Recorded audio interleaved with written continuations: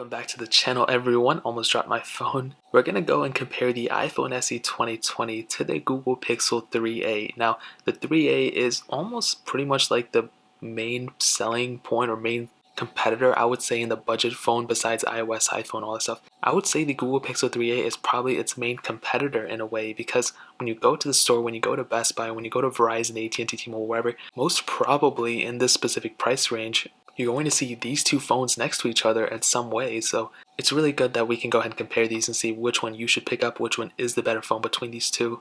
Now, before I get too far into this, I am giving away an iPhone SE 2020. It's going to be the product red one. If you want to enter, all you have to do is subscribe to the channel and follow me on Twitter and Instagram.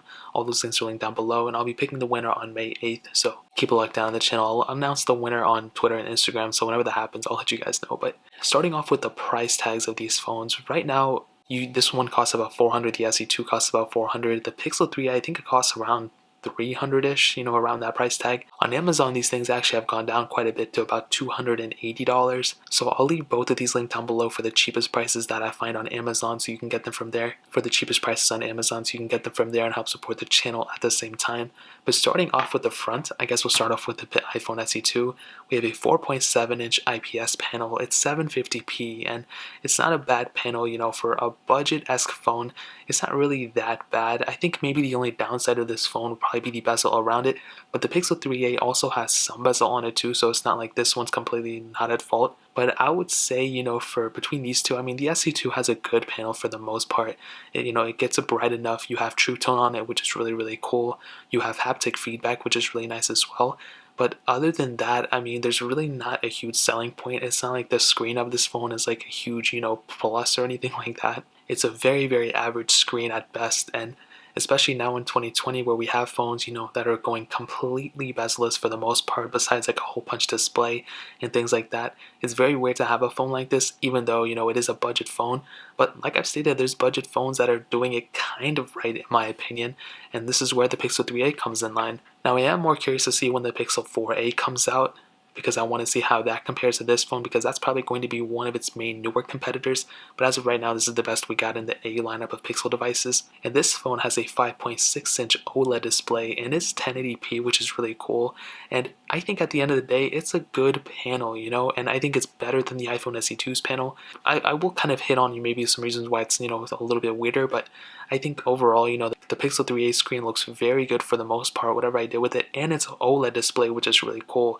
Now, I still think like the Pixel 4 and 4 XL and even the 3 and 3 XL have kind of better displays, but this one is good for the most part. You have a little bit of bezel on the top and bottom, but when you look at them side by side, you can see that even the bezels are quite a bit bigger on the iPhone SE2s, and the phone, when you're feeling them both in the hand, I think maybe like they both feel kind of the same. The iPhone SE2 does feel a little bit more premium because of the glass on the back, which we'll get into in a second. But when you hold them both in the hand, one doesn't necessarily feel way heavier than the other, even though the Pixel 3a is much heavier. On the bottom, we have a lightning port and USB Type-C. However, on the top of the Pixel 3a, we do have a headphone jack, which is really, really cool, so keep that in mind.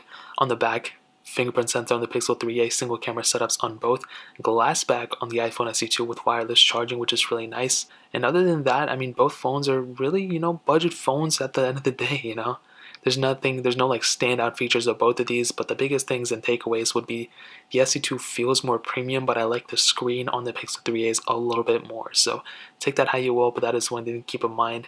Another cool thing, the iPhone SE2 does have IP67 dust and water resistance, where the Pixel 3a does not have any water resistance at all. So another kind of minor thing, maybe some people will care, maybe they won't, but just one more thing to keep in mind at the end of the day. Now, that really pretty much covers it up on the outside and everything I wanted to hit on there. Now I'll go ahead and hit on the software, and this is one of those things that's probably going to be one of the more confusing aspects, and it's going to take me a second to kind of, explain. So first of all, with the iPhone SE2, okay, this phone is going to be lasting for a very long time, and on stock software support, it's going to be lasting longer than the Pixel 3a by far. This phone is going to be, getting probably 5 years of software support, maybe even more, who knows. unless Apple, changes their software lifecycle, which they kind of already did with the security updates they've been doing for the 6 and 5S. So the SE2 has, a really good chance of outlasting the Pixel 3a, and it most definitely probably will outlast the Pixel 3a on stock software support. But that is thinking so long term, and I've kind of realized that as of right now, both phones are still being supported. They're still going to be lasting for a couple more years at most. So as of right now, both phones are very good. They're on their latest versions. Both of them, this is on Android 10, this is on Android 13.4.1 or whatever it is.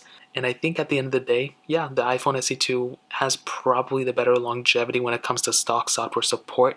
But the Pixel 3a is still going to be lasting for a very long time as well. It's going to be getting at least like a couple more years of support, which is really cool. But on top of that, the Google and Android lineup has something that the iPhone lineup will probably never have, and that is custom ROMs. And phone softwares like, on Samsung's and LG's, some LG phones, those are really hard to custom ROM, but Google made it really easy for us to custom ROM these specific devices.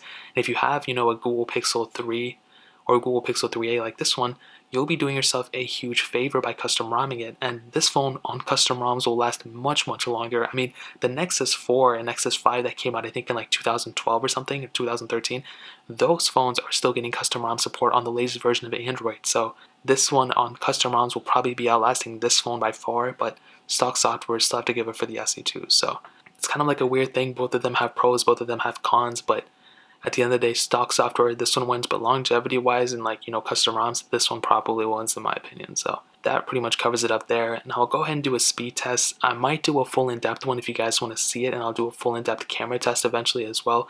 But for now, I'll do a quick little one. But I'll tell you the specs real quick. The iPhone SE2 has that Apple A13 Bionic chip, hexa-core CPU, and 3 gigs of RAM, where the Pixel 3a has that Qualcomm Snapdragon 670 chipset, octa-core CPU, and Adreno 615 GPU, and 4 gigs of RAM. So let's go and see which one is the fastest one between these two. Okay, now that we're back, let's go and clear all the apps in the background. Okay, let's start loading these apps up. Let's do Facebook. 3, 2, let's do Twitter. 3, 2, 1. And with the Pixel 3a, one thing about it is that it does, for some reason, have a little bit of a glitch to it. So I think for sure the iPhone SE2 one, this one had a little bit of a glitch, which is going to throw me off. Facebook, 3, 2, 1. And again, Pixel or iPhone SE2 one by far there. Let's do Fruit Ninja, 3, 2, 1. And you can see just the loading into the app. I don't know what even happened with this one. You see how it just glitched up all over the place? The Pixel 3, I mean, I don't know. I don't want to hate on it too much. But even at that point, look how much smoother it was on the iPhone SE2 than the Pixel 3a. And guys, I'm going to be messing my voice up the whole entire time. I don't even know what I'm talking about. Let's do Snake versus Blocks. 3, 2, 1. And again, to keep in mind, the SE2 has the same chipset as the 11 and 11 Pro, which are, one of the best chipsets in the market. And again, the SE2 wins. Getting to some gameplay, and they're going to be about the same on both for sure. Thank you. 3, 2, 1.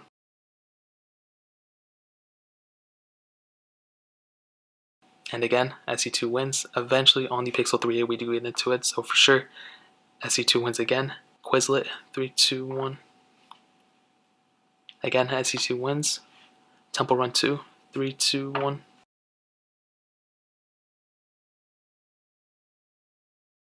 And you can see we're already loading into the game on the SE2, and we do eventually get into it on the Pixel 3a. And SE2 definitely won there. Pixel 3a eventually will get into it, but for sure the iPhone SE2 won there. I am just messing this video up. Instagram. 3, 2, 1. Actually, the Pixel 3a won there. That was surprising. Finally. Alright, we'll go do the Temple Run. 3, 2, 1. The original one. We are in a game here, so we'll, let that one slide, but for sure I think the SE2 would have probably won that one too. Let's end it off with the Road Racing 3. 3, 2, 1. Hopefully I don't have to download it on this phone. And the one thing that always throws me off is the glitching factor when you click on an app on the Pixel 3a. There seems to be a huge delay when you click on it and when it actually comes on the display versus on something like the SE2 where you click on it and it pretty much comes at the same time. And here you can see that obviously the SE2 was the faster one between these two as well. And I'll definitely tell you, yeah, the SE2 is the faster one between these two for sure. There was one time the Pixel 3a was faster when on Instagram, but for sure at the end of the day, I will definitely give you the benefit of the doubt with the SE2, and that one was the faster phone by far. Now we will be doing a separate speed test for sure, and I'll do a full separate camera test like I stated before, but I'll briefly hit them in this video. You have single camera setups on both a 12.2 megapixel camera on the Pixel 3a and a 12 megapixel camera on the iPhone SE 2020, and both can do, pretty good things, 4K at 30, 4K at 60 actually on the SE2, where you can only do 4K at 30 on the Pixel 3a. Not a deal breaker, but something to consider at the end of the day. And for sure, I think actually it's pretty close here. One doesn't really blow the other one out of the water. They both have some cool things that the other ones don't. They both have things like portrait mode and things like that. And I honestly don't know which one is better. I think I have to wait for the full in-depth camera comparison to test that. So if you guys want to see that, let me know, like this video or DM me on Instagram or something, and I'll do it. But this is actually pretty close. So I don't know which one is better. Maybe, you guys will be able to tell. On the front, we have a 7 megapixel camera on the SE2 and an 8 megapixel camera on the Pixel 3a. And again, these are almost pretty much the same thing. Maybe the SE2's is a little bit better, but they're almost the same thing at the end of the day. So in terms of the camera, inconclusive, they're both almost the same, but I will test them thoroughly and figure it out from there. Now ending it off with the battery life, we have a 1821 mAh battery on the SE2 and a 3000 mAh battery on the Pixel 3a. And I think at the end of the day, the Pixel 3a probably has the better battery life. It has a bigger battery size on top of that. But the SE2 does have wireless charging, which is extremely impressive. And, whether you like it or not, that's a battery feature. And I don't know, this is another 50-50 thing. The battery is better on the Pixel 3a, but you do have that wireless charging on the SE2. So if you combine both of these phones, that would have been great. But I don't know, this is kind of another iffy thing. Maybe I'll have to test it further to see which one I like more. But what do you guys think? Which one do you guys think is better when it comes down to it? Now to kind of sum up the video, I'll be honest, if you have a Pixel 3a or if you're looking for which one you want to get, really it just depends on what you like. Do you like iOS ecosystem? Do you like the build quality better? Then you might want to pick up an SE2, but the Pixel 3a I think might be the better. Like if I had to go pick up one of these, I'd probably end up siding with the Pixel 3a just because it does have that nicer screen. It has somewhat of a newer design, which I like. The cameras are still extremely good on this thing. You have that headphone jack, which is cool if you're into it. But the iPhone SE2 does have that better build quality. It has, Apple's updates, which are really cool. You have wireless charging. I think you have a better feeling phone with the SE2 as well. But again, this is a really tough one, so hopefully you guys can make a decision based on things that I told you. Again, if you want to pick either of these phones up, links will be down in the description. That's pretty much it. If you guys have any other questions or anything, let me know in the comment section below.